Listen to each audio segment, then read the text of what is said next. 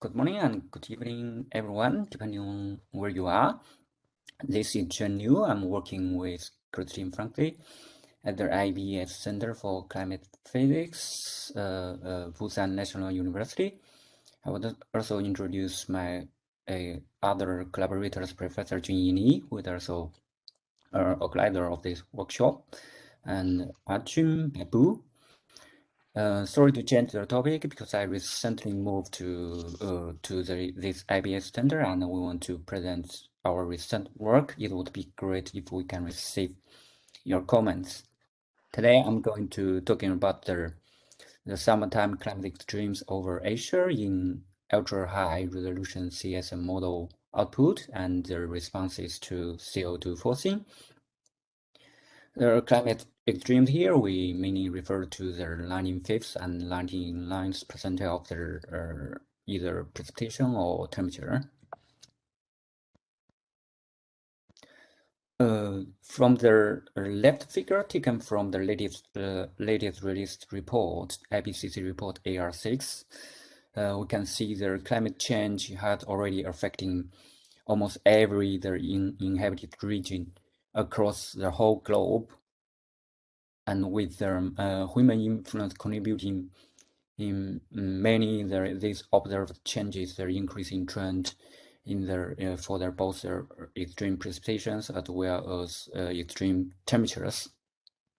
But if we look at this into their models can have relatively high agreement in reproducing these changes in their temperature, but very low confidence level in reproducing this for their precipitation because of their larger variability of their precipitation. If we look at on the red figure showing how their CMAPs, how their multiple global mean of extreme precipitation indices in the CMAP 5 models on their upper panel and the CMAP 6 on the lower panel, each blue line showing individual GCM runs and the red line showing their abnormal mean. If we look at the differences between their upper confidence limit and the lower confidence limit showing in the black line, basically demonstrates the uncertainty of their model in reproducing these climate extremes. We still see a lot of uncertainties of these models in replicate their features of these climate extremes. From CMAP 5 to CMAP 6, we can see some improvement in their historical simulation in the CMAP 6 models, but unfortunately, we can see even larger of their uncertainty in their CMAP 6 models compared to CMAP 5 models. Based on previous literature, there are several ways to better reproduce these climate extremes in their models. One option is like to increase the resolution of their climate models. With this increase, but their resolution increased. For example, there's Gaiman in 2017. What they show is their resolution increase, their model can better reproduce their blocking in the northern hemisphere, which is basically a dynamic driver for their climate extreme, and subsequently can reproduce better in their in extremes. And in the red figure, Kapala 2013 showing in their higher resolution models can significantly reduce their biases of their extreme precipitation, particularly for their higher threshold of their extremes. In the lower panel of Fisher 2018, what they are trying to look at it to look at the changes in the odds of their extreme temperature are between their present day and 1.5 global warming runs in both AMAP models and as well as their CMAP models. What they show the figures, their histogram in blue is showing the present, and the red is showing in a 1.5 global warming scenario.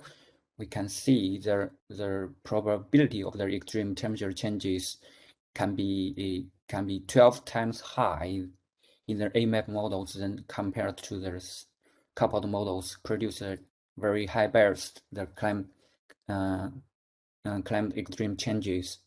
This is mainly reduced by the relative lower of the probability of the extreme temperature in the present day in AMAP models, which is defined as the temperature exceeding one particular threshold, which is about just 1/12 of the coupled models.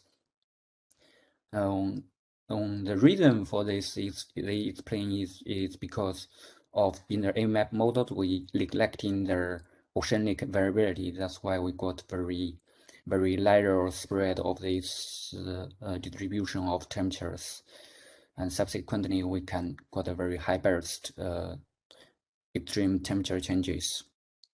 Other options to improve the simulation like can include more large ensembles and can have high complexity models. For example, we can have a more complex land models, as well as their global domain simulations can be better than their regional models.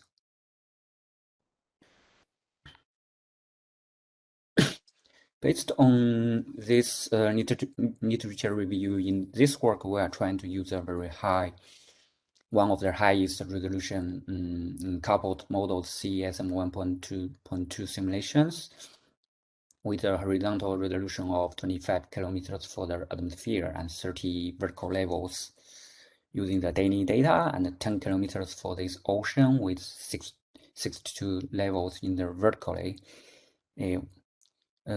Small et al. 2014 has proved that with this setting up, the model can better capture the planetary scale modes and as well the small scale features and their interactions. We compare this high-resolution model output with the other observational data sets like Aphrodite trim and ERA5 for precipitation and Aphrodite and ERA5 for near surface temperature. Both of these observational data are at the resolution of 25 kilometers comparable to the model simulations. We got 3 experiments in total. The first one is the present-day simulation. We integrate this present-day simulation for 140 years with a CO2 concentration level of 367 ppm. From the 71 and year 71, we got another 2 CO2 perturbed experiment. One is doubling CO2 and another is quantum CO2. We integrated another 100 years for these two experiments, and only the last 40 years are used to allow we only allow the only last 40 years are used for analysis when the model reaches equilibrium. With this, all these 3 experiments, the question we are trying to answer, the first one is how this ultra-high resolution coupled simulation can reproduce climate extremes over Asia. And the second is how these climate extremes, including both their magnitude and likelihood in response to increased CO2 forcing. We first look at the model evaluation on the 95th percentile of the near surface temperature in the summer in the upper panel and the 99th percentile in the lower panel. You can see the model can generally produce a very good pattern correlation compared with the Aphrodite and ERA5 data for both these 2 percentiles above like point line. But the model still generally got an overestimate of the in their magnitude. For example, in the Indian as well as in the East Asia.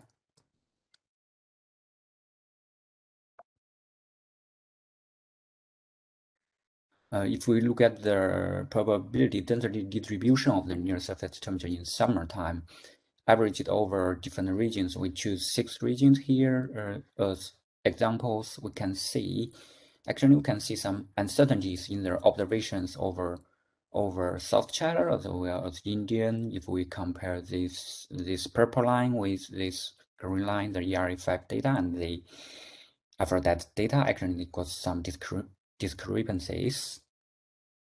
Their model got an overestimate of the extreme over the central east China and the north China, showing in other shift to the right hand. That means we got more extremes in their model simulation over these regions. We can see the model also actually got the screw-less over the South Asia and Japan. That basically means the asymmetry of this distribution. That is a lot like a Gaussian distribution shown here in their observations.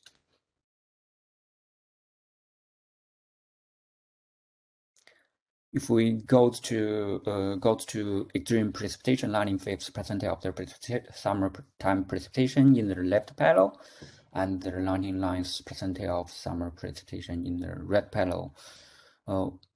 Actually, the model still can produce relatively very good good pattern correlation in terms of the extreme precipitation. Generally, they got a value above 0.6. 0.6. Still, we also see there's large uncertainties of these precipitation extremes in their observations.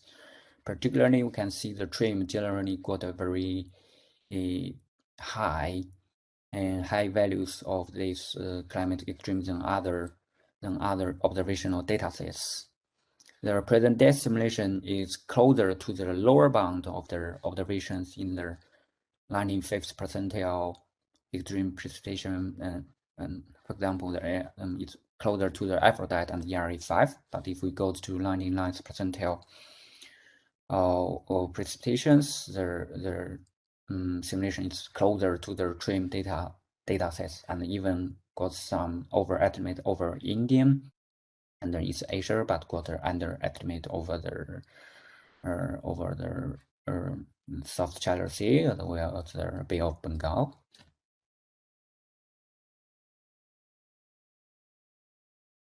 Okay, now let's proceed to the responses. This slide basically showing how the temperature 95th and 99th percentile of temperature in response to W2 CO2 forcing on the left and corresponding CO2 forcing on the right. We choose 6 regions as example to calculate this temperature change. Average temperature changes shown in this table, and the average over all these regions shown in the last column. We can see the increases of the 99th percentile value is slightly larger than that of the 95th percentile of temperature, showing that the stronger extremes are warm more in response to their CO2 forcing.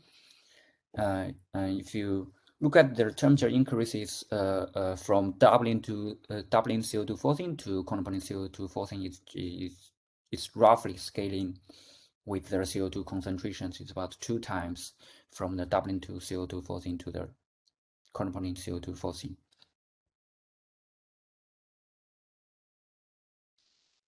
If we look at the PDF of their near surface temperature over different regions, we can see their frequency at their CO2 concentration increases, their frequency of their mode of their distribution decreases over all the regions except over the Indian. It's suggesting a wider range of their distribution. If we calculated their distances between their mode of their distribution here shown in the solid line and their 95th percentile values, the distance of the 95th percentile shown in the dashed line. And what we found here is the distance of the 95th percentile of values. The distance increases faster than the mode of their distribution. The mode of their distribution. It means the tail of their distribution increases faster than the mode of their distribution. That means their extreme temperature increases much faster than the mode.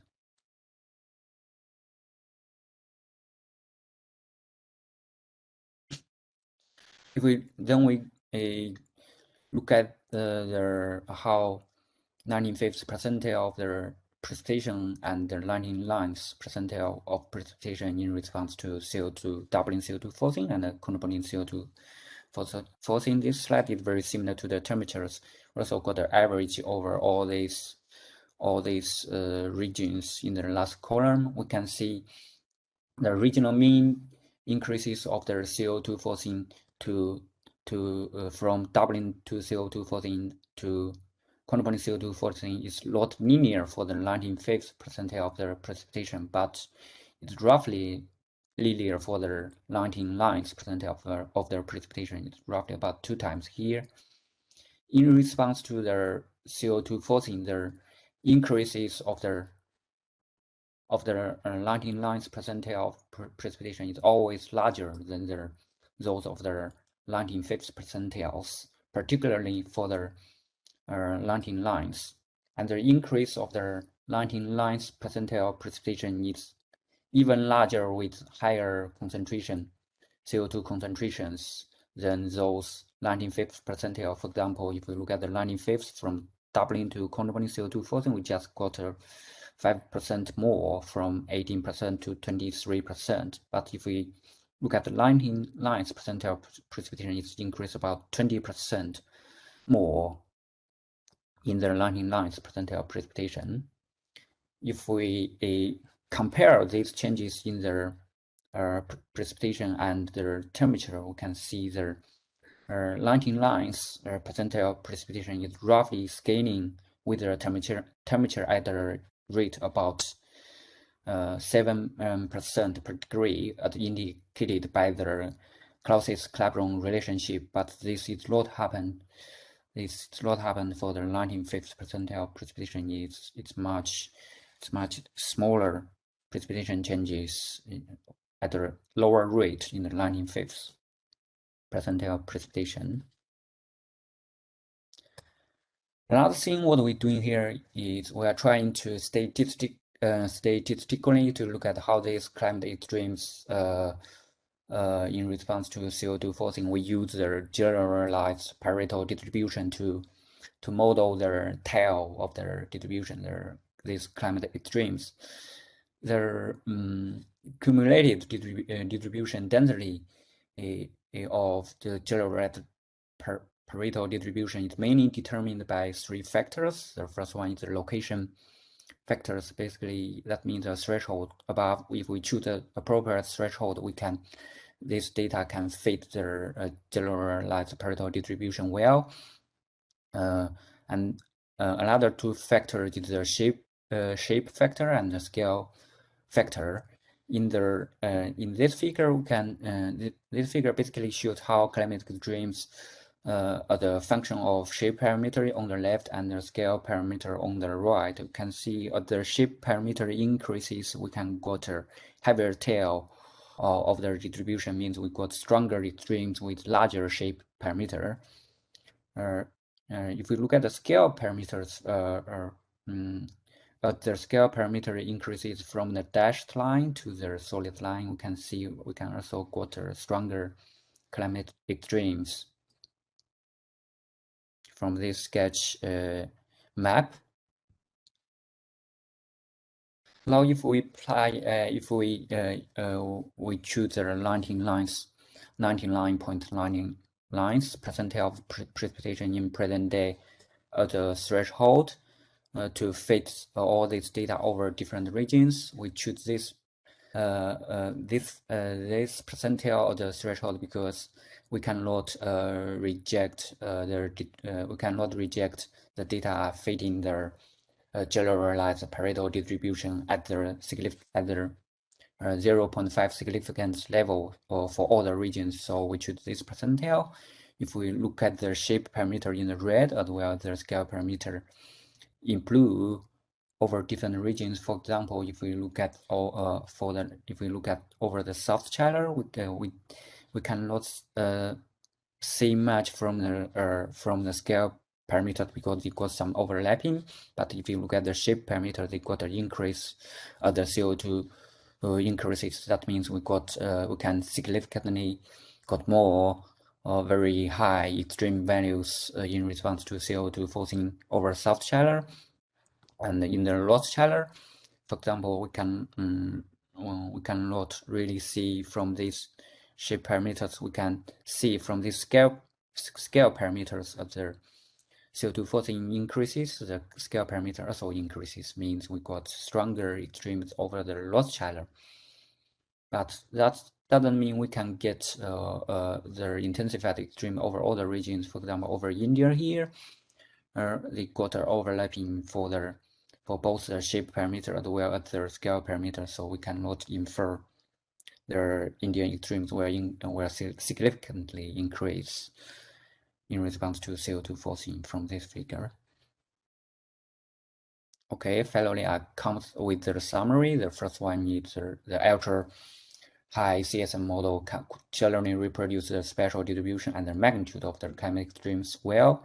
Both the temperature and precipitation extremes over Asia increases in response to CO2 forcing, and the increase from doubling to quadrupling CO2 forcing are roughly linear for temperature extremes and 99th percentile of precipitation, but not for the 95th percentile of precipitation.